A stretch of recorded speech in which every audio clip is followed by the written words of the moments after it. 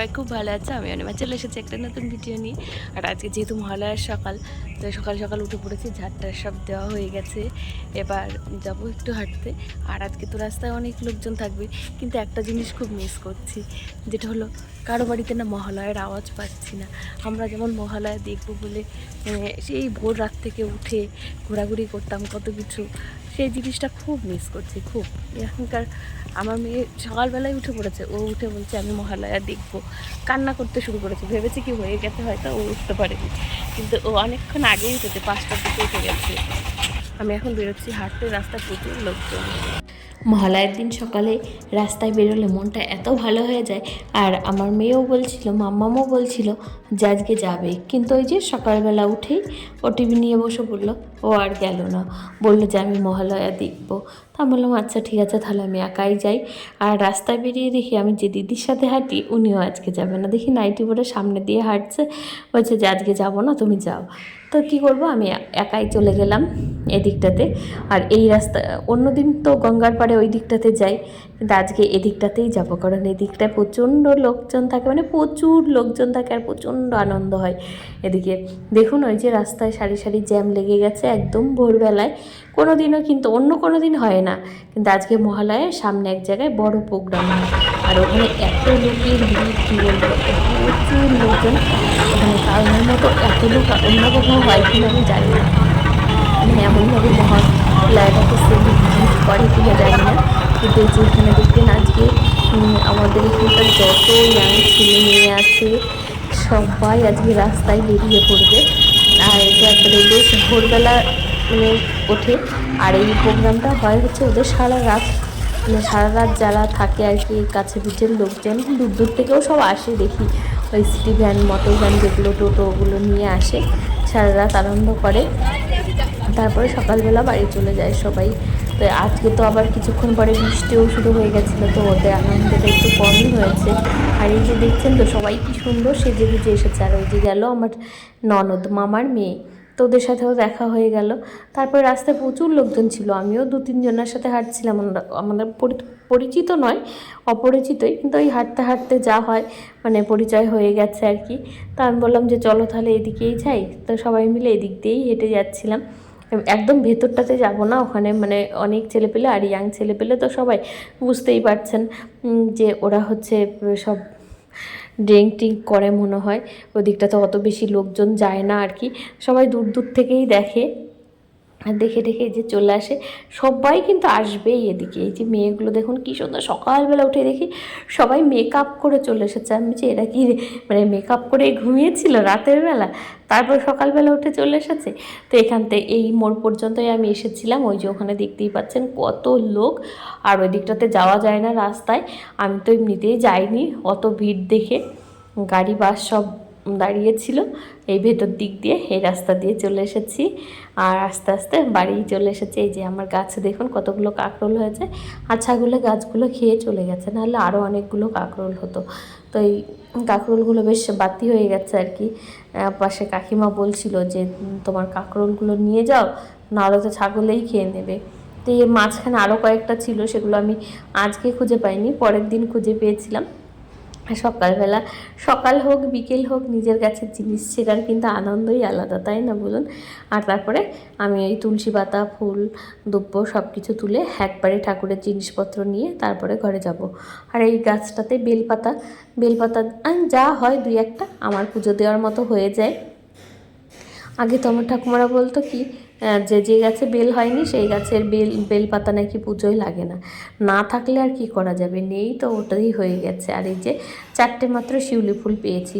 প্রত্যেক বছর কিন্তু আমার কাছে অনেক শিউলি ফুল হয়, এবার গাছটা কেটে ফেলা হয়েছে, তাই জন্য আর শিউলি ফুল ছিল না। আর এখান থেকে এই যে দুব্বর ওপরে দেখুন শিশিরগুলো কী সুন্দর জমেছে, এগুলো দিয়ে ছোটোবেলায় আমরা খুব খেলতাম, এর ওপর দিয়ে হাত বোলাতাম আর হাতে সব জলগুলো লেগে যেত। আর এই যে মানে ধানের জমিতেও অমনি পাতার উপরে সব কুয়াশা পড়ে গেছে, শিশির পড়ে গেছে আর কি।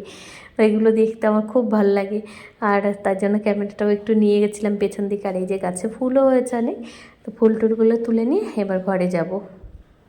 দিয়ামুড়ি উঠে গেছে, আর আমি অনেকক্ষণ আগেই চলে এসেছি হেঁটে। এসে এই যে দেখলাম কি ফুল টুল তুলে নিয়েছিলাম, তখন আর এখন এসেছি এই রান্নাঘরে। তো ভাবলাম সকালবেলা আজকে যেহেতু মহালয়া, আর বাইরে না বেশ সুন্দর বৃষ্টিও পড়ছে, বৃষ্টিতে, তাই ভাবলাম আজকে আর ভাত করবো না, একটু মিঠু করে নিই। তার জন্য এই যে আলু, পেঁপে আর টমেটো দিয়ে তরকারি বসিয়েছি। একটু ভাজা ভাজা করে একটু মিষ্টি মিষ্টি করে তরকারি করে নেবো। এখন তুমি কি ব্রাশ করবে?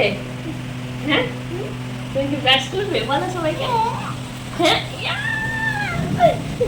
সকালবেলা উঠে আমরা একটু খেলা করছিলাম, একটু খেলাটা না একটু আদর করছিলাম আমার পাপাটাকে।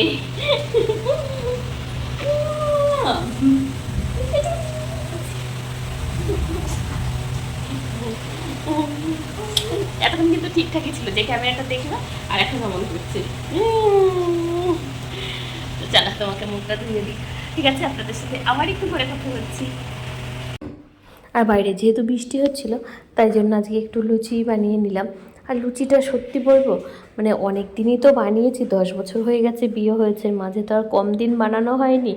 কিন্তু আজকে লুচিটা এত সুন্দর হয়েছিল, মানে কি বলবো, আটা দিয়ে আর ময়দা দিয়ে মিশিয়ে করেছিলাম। তো আমি এর আগে শুধু ময়দা দিয়েই করেছি, আটা কখনো মেশাইনি। তো দেখলাম খুব ভালো হয়েছে, এত নরম, মানে সবাই তো যতগুলো বানিয়েছি সব শেষ হয়ে গেছিলো। বড় বলছিল খুব ভালো হয়েছে, বাবাও দেখলাম অত লুচি খায় না, বাবাও অনেকগুলো লুচি খেয়েছিল। কষ্ট করে বানিয়ে কাউকে খাইয়ে যদি সে খুশি হয়, তাহলে কিন্তু মানে যারা বানায়, মানে আমরা যারা বানাই তাদের কিন্তু অনেক বেশি ভালো লাগে আর কি। তখন কষ্টটা আর কষ্টই থাকে না, খেয়ে যদি কেউ একটু ভালো হলে তাহলে খুব ভালো লাগে। আর তারপরে আমি আবার আজকে সময় ছিল, যেহেতু স্কুল বন্ধ দুজনারই, তাই জন্য বাইরে উনুনে রান্না বসিয়েছিলাম। আর আজকে রান্নাগুলো সকালে তো ওই যে লুচি খাওয়া হয়েছে, এর জন্য সকালে আর ভাত টাত করিনি। তো দুপুরবেলায় 2 রকম মাছ করব। চুনো মাছ, এটা বেগুন পেঁয়াজ আর আলু দিয়ে করব। চুনো মাছের এই চচ্চড়িটা খেতে আমার খুব ভালো লাগে, আমিও পছন্দ করি, আর আমার ছেলে মেয়েগুলোও একটু খায়। আর অন্য কেউ অত বেশি ভালোবাসে না, আমার বর তো খেতেই চায় না, তো খাই না, 2-1 দিন ইচ্ছে হলে তাহলে একটু খায়, না ছাড়া খায় না। আর বাবা শুধু মাছ খেতে পছন্দ করে। তো রান্না মোটামুটি হয়ে গেল, একটা তরকারি। এবার ভাতের হাঁড়িটা আবার চাপাবো, ভাত এখনও হয়নি। আর করব শিং মাছ আর একটু চাল কুমড়ো ভাজা। আর এই যে ঘরে নিয়ে এসেছিলাম, এবার সুজিটা দিয়ে আসি, মাম্মাম আর মানে দিয়ান আছে ওই ঘরে, তো দুজন মিলে এটা খেয়ে নেবে। দিয়া অবশ্য ঘুমিয়ে গেছে, দিয়া তো আর এখন খাবে না, ঘুম থেকে উঠলে ওকে একবারে ভাতই খাইয়ে দেবো। এই যে দুজনে দেখুন একটু ঠান্ডা ঠান্ডা পড়েছে না, বৃষ্টি হচ্ছিল তো আজকে, তাই জন্য কাঁথা গায়ে দিয়ে শুয়েছিল। আর এটা দেখে দেখুন দুজনেই কি খুশি হয়েছে। আমি তো খাচ্ছিলাম, আমি বললাম কি আমি একটু খেয়ে দেবো, বললো হ্যাঁ মা খাও। আমার দিয়ানটা খুব ভালো, একদম শান্ত, কিন্তু প্রচণ্ড রাগ যখন রেগে যায় না, তখন আর কিছু বলার নেই। এদিকে ভাতের হাঁড়ি হয়ে গেছিলো, তো ভাত নামিয়ে এবার বসিয়ে দিলাম আবার কড়াইটা, অন্য কিছু রান্না করবো। আর ও সুজি খেয়ে আমার কাছে হাত মুখ ধুতে চলে এসেছে, 2 হাত দিয়ে মেখেছে সব কিছু, আমি ধুয়ে দিচ্ছি প্লাস ও আবার ধুয়ে নিচ্ছে একটু। ওরে বাবালে।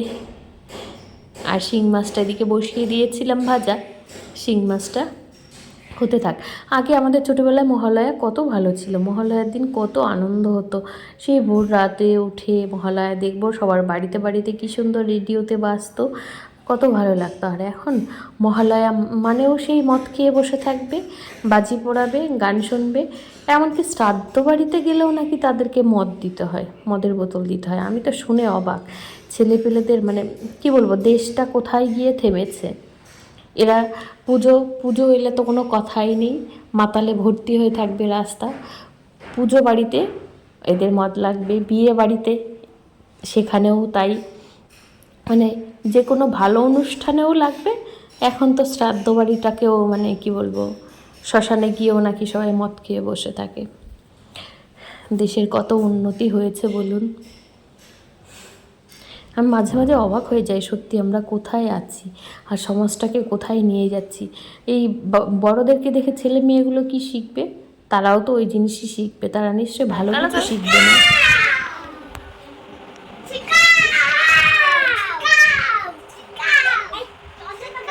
মাকে খুঁজতে গিয়ে আমার দোকানে মানে এসে তোলপাড় করে ফেললাম, যেটা এনেছিলাম সেটা পেলাম না, পাওয়া যায় না, দেখবে না কেউ নিয়ে গেছে হয়তো।